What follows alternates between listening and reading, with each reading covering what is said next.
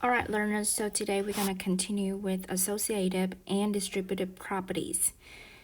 So let's start with associative property for addition. Okay, so associative properties means it's different grouping. Okay, I'll show you an example. Okay, and also it's going to be the same thing with associated property for multiplication too. So if I have a group of 1 plus 3, I'm going to add 2. Okay, it will be equivalent with 1 plus a different group. Now I'm going to group 3 and 2 together.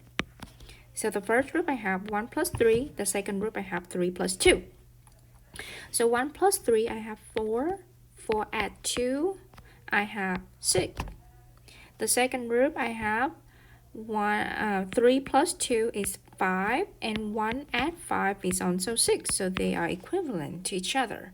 So different grouping, but still give you the same value. All right, let's check out associative property for multiplication. And again, it's still a different grouping for multiplication. Let me give you an example. I have a group 2 multiplied with 3, and we're going to multiply it with 4. And we have the second group with 2 multiplied with group 3 and 4. To see are they the same or not, okay? So 2 times 3, I got 6. 6 times 4, I get 24. Now, 3 times 4, different grouping. So 3 times 4 is 12. 2 times 12 is also known as 24. So they are equivalent to each other. So different grouping refer to associative property. Next, we will have distributive property. Mean you have a number. I call it my number is A. Number is also, you can use a letter to represent a numbers. The letter is called variable.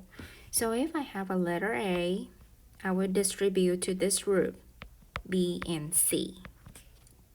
And I'll show you how you're gonna distribute this. So if I have, just think about A is a mom, B and C is the son and the daughter of that mom, okay? If that mom have apple, okay, 2 apples maybe, she have to give it to a son, and then she gonna give that to her daughter as well. So mom gonna give the son an apple, and mom gonna give that daughter an apple as well. All right, let's try with number 2 multiply with 3 plus 4. Okay, you ready? So we're gonna distribute 2 to 3 and 2 to 4.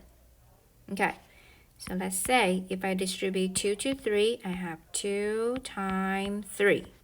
Because this is multiplication. Everything that in front of the parenthesis and don't have an operation, you will know this one as an multiplication. So 2 times 3, that is for the son, and 2 times 4, and this is gonna be for the daughters. Okay, so 2 times 3 is 6. 2 times 4 is also 8. 6 add 8, 14.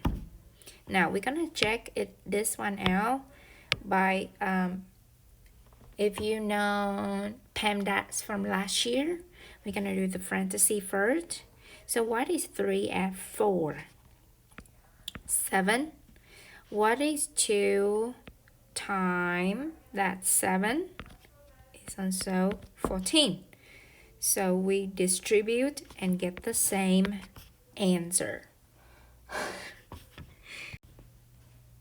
All right, also And we can do distributive property for subtraction as well. So let's say what I have is 2. I'm going to continue this one down here, okay? 2 multiply with, let's say, 8 minus 6. Let's use distributive property. So 2 multiply with 8, and then we're going to do 2 multiply with 6. So 2 times 8 minus 2 times 6. Okay, so 2 times 8, we got 16. 2 times 6, I got 12.